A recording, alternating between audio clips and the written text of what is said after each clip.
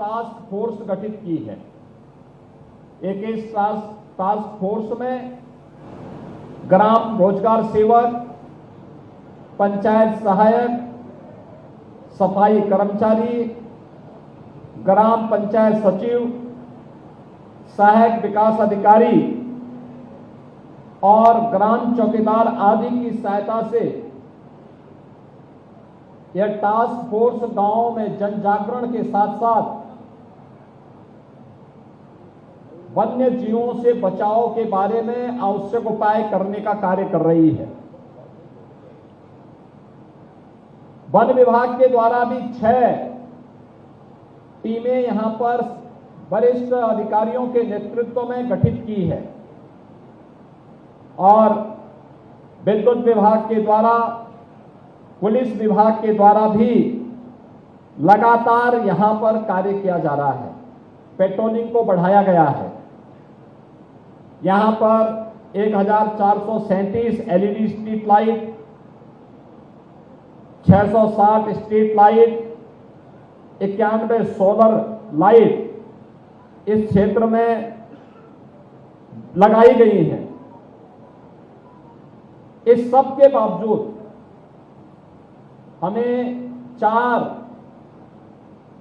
ऐसे बच्चों को खोना पड़ा है जो इस दुर्दांत हमले में अलग अलग घटना के शिकार हुए हैं। केसरगंज की मझरा तोकली में ज्योति नाम की एक बच्ची को, महसी में भोरी की कुमारी संध्या पुत्री दिनेश को, केसरगंज के अंकेश पुत्र रक्षाराम को और केसरगंज में ही मजरा तोकली में सोनी पुत्री बाबूलाल, इन 4 बच्चों को हमें खोना पड़ा है। 16 लोग अब तक इस भेड़िए के हमले से घायल हुए हैं, जिनमें केसरगंज के मजरा तोकली से श्रीमती शिवरानी पत्री राजीराम, केसरगंज के मजरा तोकली से श्रीमती श्यामरती देवी पत्नी रामकुमार, मजरा तोकली से ही श्री मदन पुत्र रामधनी, नंदवल से श्रीमती चंद्रिका पत्नी भगवती, मजरा तोकली के हरदेई पत्नी रामनरेश, मजरा तोकली के मनीषा पुत्री निरंकार निषाद, मजरा तोकली की अंजलि पुत्री राम मनोरथ और मजरा तोकली के पृथ्वीनाथ पुत्र जगदीश प्रसाद,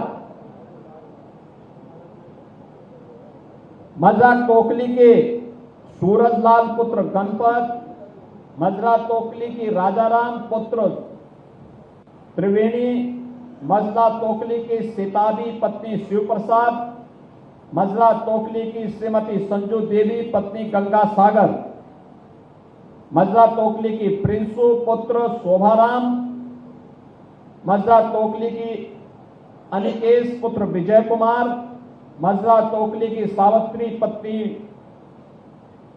मनोमान और मजरा तोकली की हरिश्चंद्र पुत्र दुजई।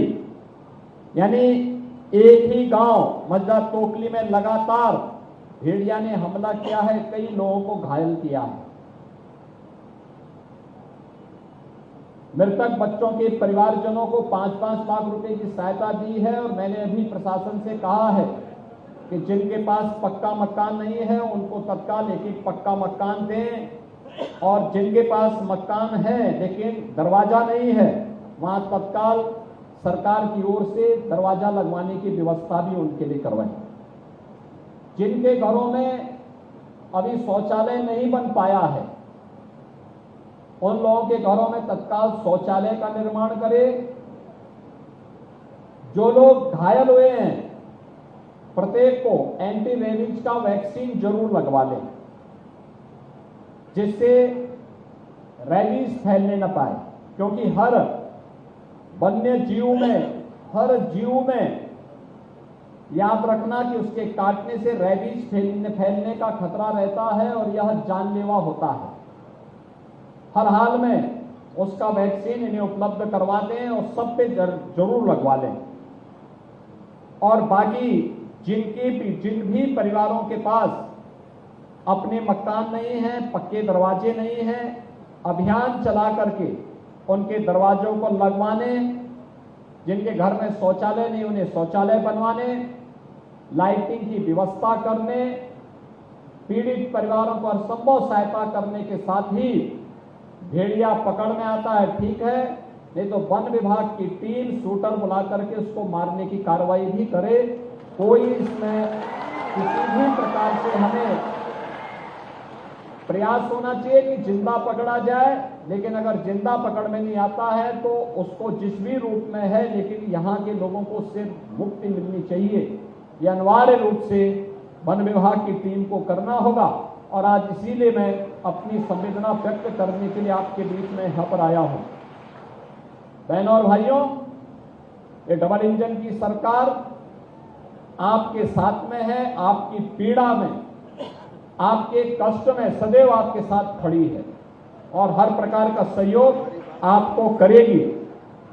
इसके साथ ही जो लोग घायल हुए हैं उन सभी घायलों को भी प्रशासन उनके उपचार की व्यवस्था और उन परिवारों को भी मेरी ओर से 50-50 हजार रुपए की सहायता उन्हें उपलब्ध करवाने में तत्काल कार्रवाई कर दें। स्थानीय सांसद और स्थानीय विधायक के माध्यम से सहायता उन पीड़ित परिवारों को अवश्य प्राप्त हो जाए, जिससे ये सभी पीड़ित परिवार अपने आगे की व्यवस्था सुनिश्चित कर सकें।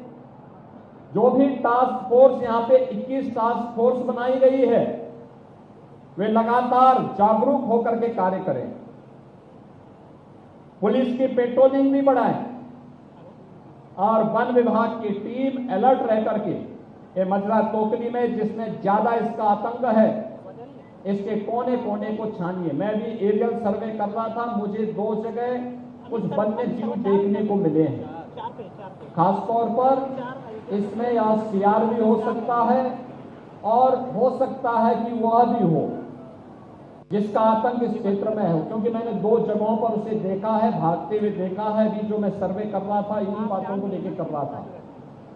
अति संवेदनशील क्षेत्र है ये, क्योंकि नदी के किनारे माद बना करके रहते हैं। जब भी जलस्तर बढ़ता है तो ये वहां से निकल करके और बस्ती, मानव बस्ती की ओर रुख करते हैं। छोटे बच्चों को अपना शिकार बनाते हैं, लेकिन अंधेरे का लाभ लेकर के कोई सोया हुआ व्यक्ति है, बीमार और अशक्त व्यक्ति है तो उस पर भी हमला करते हैं। हमें इसका तेजी के साथ अपनी कार्रवाई को आगे बढ़ाते हुए इस क्षेत्र के लोगों को इससे मुक्ति देनी चाहिए।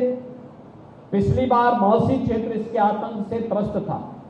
हमने उस समय 6 ऐसे भेड़िया वहां से पकड़े थे और उन्हें चिड़ियाघर में भेजा था।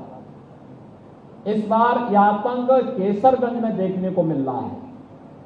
मुझे लगता है कि यहाँ के लोगों को भी जल्दी इससे राहत मिलेगी।